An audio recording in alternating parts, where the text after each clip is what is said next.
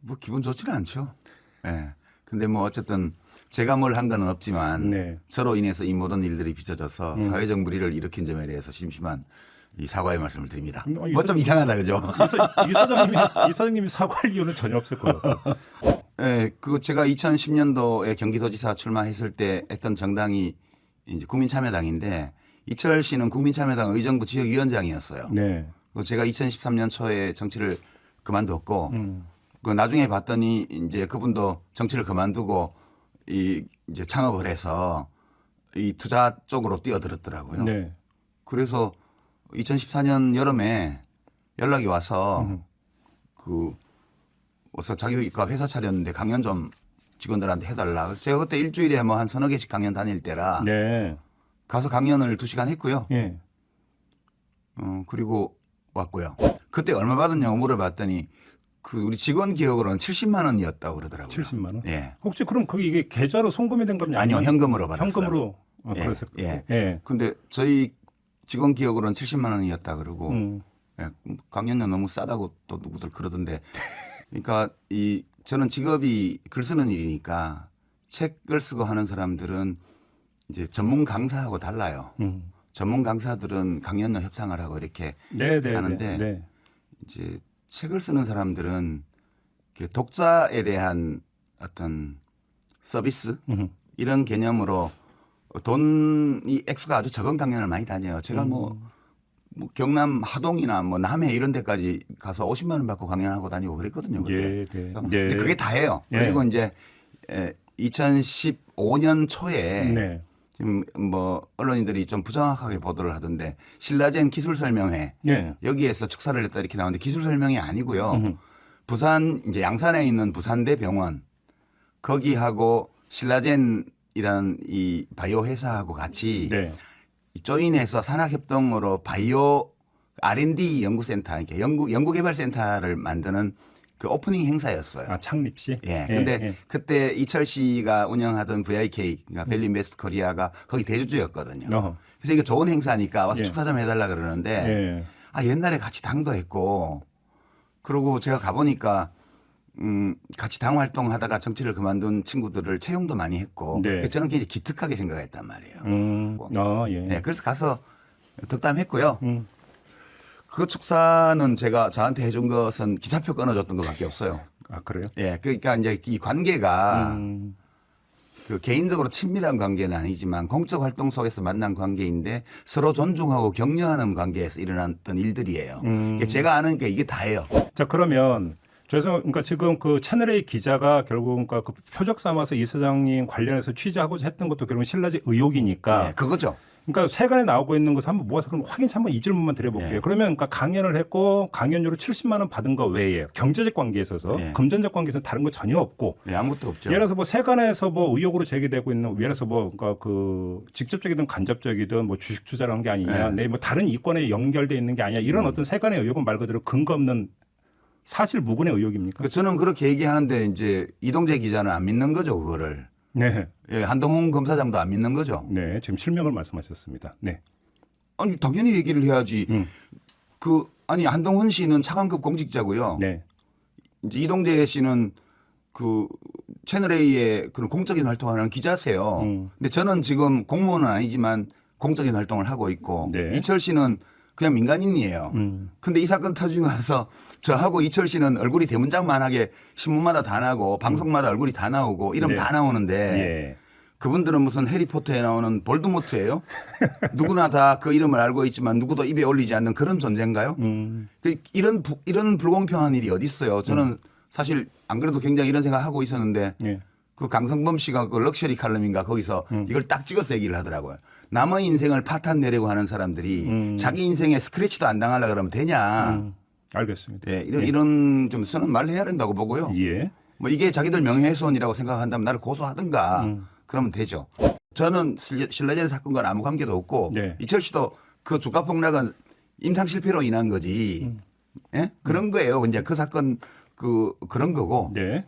이번에 이제 이동재 씨나 뭐 만약 사실이라면 한동훈 검사장을 비롯한 검찰 쪽에서 이렇게 한 거는 저는 제 인생에서 주식을 한 주도 소유해 본 적이 없어요. 단 한 번도. 단 한 번도요. 단 한 주도 소액주주 운동 때문에 임시적으로 이 현대중공업 주식 한 주 소유한 적은 잠깐 있지만 한 주. 한 주요. 네. 예, 알겠습니다. 예, 금방 팔았고요. 검찰에서 저의 어떤 비리를 찾기 위해서 그 계좌는 다 들여다 봤으리라고 추측하고요. 네. 근데 거기 아무것도 안 나오잖아요. 그리고 제가 뭘 진실은 이런 거죠. 제가 아무것도 안 받았고 주식도 하나도 안 샀다. 이게 사실이든가 아니면 제가 거짓말 하는 네. 거든가 네. 둘 중에 하나인데 제가 뭘 많이 받았고 또 주식도 사서 돈 벌었다 하더라도 제가 거짓말 할 거 아니에요. 그러니까 이동재 기자 입장에서는 제가 하는 말이 진실인지 거짓인지 모르는 거예요. 그러니까 탐사해 봐야죠. 네. 그리고 뭐 건덕지가 있으면 해봐야 되고 검찰도 마찬가지예요. 안 믿는 거예요. 저는 그게 다 윤석열 사단에서 한 일이라고 봐요. 바로 그 점인데 누가 만약에 했든. 그러면 그 지금 그 이사장님 말씀 이른바 한동훈 당신은 반부패 이제 그 예, 부장이잖아요. 반부패 강력부장. 진짜로 한동훈 당시 반부패 부장이 연루가 되어 있다면 어느 직업이든이 아니라 전방위적으로 그러니까 캐슬 가능성이 있다고 보시는 겁니까? 그렇죠. 그건 대검에서 하는 일인데 어느 직업이든 무슨 상관이 있어요. 그렇게 보시는 거예요. 예. 그래서 그 계좌에서는 아무런 단서를 결국 찾을 수 없기 때문에 네. 그러면 진술이나 다른 간접 증거로 해서 한번 엮어보자. 그렇게 해서 근데 이철 씨가 저한테 의자에 돈 놓고 나왔다라고 말을 하든가 네. 어디 도로에서 차 세우고 트렁크에다 돈 실어줬다 이렇게 말했으면 저는 한명숙 전 총리처럼 딱 엮여 들어가는 거예요. 네. 한명숙 총리도 아무 물적 증거가 없었어요. 그리고 그 한모 고인된 그 한모 사장이 네. 검찰에서 그렇게 진술을 해서나 법정에 나와서 그걸 다 뒤엎었고요. 검찰이 돈이 전달된 시간이나 장소를 특정 못했어요. 그런데도 대법원까지 다 유죄 판결이 났거든요. 예, 예. 그게 그렇게 가는 거죠. 진술 하나로. 그러니까 뭐 윤석열 총장이나 한동훈 반부패 강력부장 그전에 네. 이나 뭐 지금 이거 하고 있는 검사들이 보기에는 네. 대통령하고 친하고 뭐 권력 좀 잡았으면 누구나 다 해먹는다. 쟤도 안 해먹었을 리가 없다. 이렇게 생각하는 거죠. 그렇게 예, 보는 그분들의 세계관에서는 지극히 자연스러운 거라고 봐요. 그래요. 예. 그러면 지금 그 어떤 뒤를 캐는 행위는 지금도 계속되고 있을 가능성이 있다고 보십니까? 저는 뭐 100% 그렇게 생각하죠. 네. 이것은 윤석열 사단의 분위기를 보여주는 사건이에요. 그렇게 보세요. 예, 그 윤석열 총장은 대통령이나 예. 뭐 이런 정부에 대한 존중심 이런 거 없고요. 예. 뭐 저희가 뭐 구체적으로 방송에서 말할 수는 없지만 거의 대통령을 비하하는 발언을 서슴지 않는 그런 행동을 임명장 받은 날부터 보여온 분이거든요. 아, 그렇나요? 예, 그래서 그 윤석열 사단의 분위기는 뭐 자기들도 권력이면서 네. 이상하게 자기들은 깨끗하다고 생각하고 예. 정치 권력은 어디든 다 부패하기 마련이고 대통령 주변에는 그렇게 해먹는 놈이 많다. 네. 뒤지면 안 나올 놈 없다. 음. 뭐 이런 생각을 하는 것 같아요. 왜냐하면 기결수이던 이철 씨를 네. 다시 미결수 신분으로 만들어서 남부 구치소로 데려다 놨잖아요. 예, 예. 그러고 3월 12일 날 소환을 해서 조사를 했어요. 이게 이철 씨 입장에서 보면 내가 이미 기결수고 2건의 유죄 판결을 받아서 합계 14년 6개월인가를 받아놓고 있는 상황인데 또 미결수로 해가지고 구치소에 불러놨어요. 네. 그럼 그 사람이 어떤 상태겠어요. 극도의 공포감에 사로잡혀 있을 시점에서 편지 딱 보내가지고 네.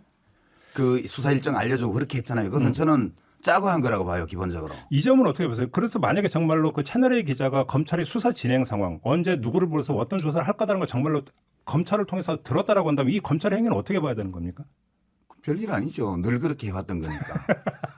예, 그거는 하나도 놀랍지 않아요. 저는 노무현 대통령 수사 때나 네. 한명숙 총리 수사 때나 예. 뭐 조국 수사 때나 다 그 메커니즘이에요. 그러니까 그 언론을 컨트롤하는 검사들, 고위 검사들과 네. 법조 출입을 하는 기자들은 그냥 같이 뒹구는 거예요. 어디서 먼저 시작됐는지 아마 자기들도 모를걸요. 네. 검찰이 먼저 이 작업을 시작했는지 아니면 이동재 기자가 먼저 시작했는지 채널A 쪽에서 그것을 같이 앉혀놓고 대질신문해도 밝히기 어려울 거라고 봐요. 감찰이 들어가야 된다고 보십니까? 감찰을 안 하고는 어떻게 밝히나요? 지금 채널A에서 진상조사위원회 구성해서 뭐 취재윤리 위반 여부를 한다는데 네. 지금 3일째인데 아무 입장도 안 나오죠. 예. 있었던 일을 그대로 밝히는 건 되게 시간이 안 걸리는 일이에요. 근데 거짓말을 만들어내려면 시간이 엄청 걸리거든요. 그래요. 그리고 한동훈 검사장도 그런데요. 기자분들한테 문자 돌렸더라고요. 그 뭐 자기 녹취록 보도하지 말라고. 네. 그러면 제가 한동훈 검사장이면 이렇게 해요. 곧바로 고소해요. 명예훼손으로. MBC를. 예. 아니요. 그 채널A를요. 이동재 기자를요. 아, 왜냐하면 채널A를? 내가 통화 안 했고 내 녹취록이 아닌데 내 거라고 지금 사기쳤잖아요. 사칭을 했으니까. 예, 그러니까 당연히 지금 명예가 심각하게 훼손됐죠. 그 고소를 하든가 네. 아니면 인지수사로 변호사법 위반이나 또는 협박죄를 적용해서 곧바로 채널A를 압수수색하는 거예요. 그래서 핸드폰 압수하고 거기 파일 까가지고 네. 그게 자기가 아니라는 걸 증명하면 되죠. 예. 제가 그 한동훈 검사장이면 그렇게 해요. 근데 안 하잖아요. 기자들한테 보도하지 말라고 문자만 돌리고 있죠. 이 사건은 우리가 살고 있는 이 사회의 여러 얼굴 중에 하나를 그냥 드러낸 사건이거든요. 네. 그러니까 우리 시민들이 네. 우리가 도대체 어떤 세상에 살고 있나 이걸 한번 생각해보는 계기가 됐으면 좋겠고요. 예.